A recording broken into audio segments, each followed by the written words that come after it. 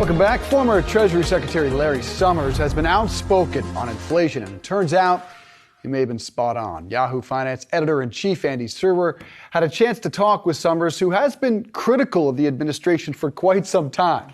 Yeah, it goes back, Dave, to February of 2021, 15 months ago, where he did a piece in the Washington Post basically saying that the American Rescue Plan really put us at risk of having very sustained and persistent, significant inflation.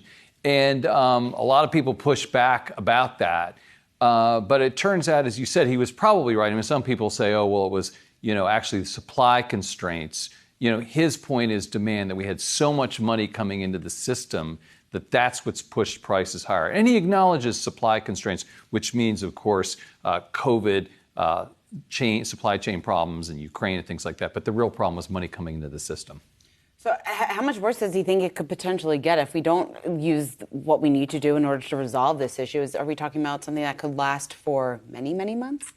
Well, he was pounding the table earlier and saying the Fed was behind the ball, and he wrote sort of a series of articles about that. And again, Fed governors like Clarida and Evans were pushing back against him. Obviously, as you said, no friends in the Biden administration. And by the way, just a quick second on that, a lot of people sometimes talk smack about Larry Summers, but you got to hand it to him because he pushed, he said something that didn't make his own party happy, right? And he calls himself, he's a self-described progressive. He made the Biden administration unhappy and other progressive economists. But, he said it because he said he thought it was true. And as far as, where we are now, the Fed is catching up to his thinking in terms of rate hikes. And I wanted to ask you about Davos, which is coming up, and Larry Summers' view on that, obviously holding his part of his own event also recently. Talk about what we can expect there and his thoughts on what we could see come out of Davos. Yeah, Rochelle, Davos is back. They've tried to jump-start it a few times during COVID, and it's in May this time around, usually in January.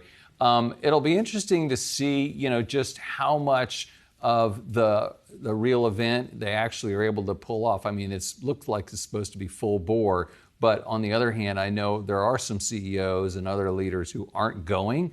So I'll be interested to see. And then there's always the question, Rochelle, of how much really gets done at Davos? Now, how do I defend myself going then? Well, easily, because we get a lot of great interviews.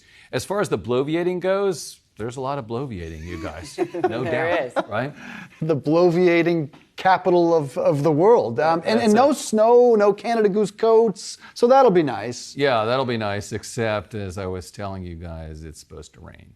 Enough of the whining. No Although, whining. Andy, last time when I was enjoy there it? with you, it was the most snow they have gotten in 18 years. So a little bit different climate. Yeah, right. Oh, so you go with me next time, Sean. I'll make sure We'll see. to bring We'll see some what boots. happens. Have fun, sir. Thank you. Thank you, Good guys. trip.